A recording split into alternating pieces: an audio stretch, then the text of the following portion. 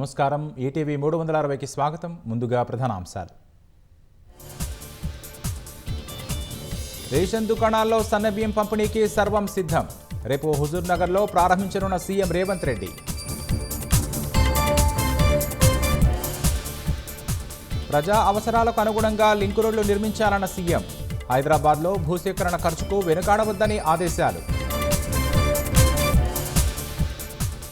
హిమాచల్ నుంచి 520 మెగావాట్ల జల విద్యుత్ సరఫరాకు ఒప్పందం.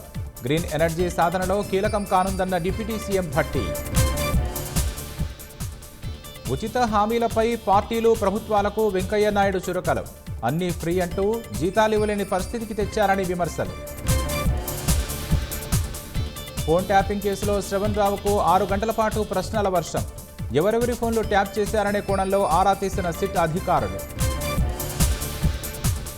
హైదరాబాద్లో ఏప్రిల్ 1 నుంచి మెట్రో రైలు సమయం పొడిగింపు. టెర్మినల్ స్టేషన్ నుంచి రాత్రి 11:45 బయలుదేరనున్న చివరి రైలు. ఛత్తీస్గఢ్ ఎన్కౌంటర్లో 18 మంది మావోయిస్టులు హతం. నక్సలిజం నిర్మూలన దిశలో మరో విజయమన్న అమిత్ షా. మయన్మార్, థాయిలాండ్ భూ విలయంలో 1500 దాటిన మృతులు. బాధితులకు అండగా ఉంటామని ప్రధాని మోదీ భరోసా.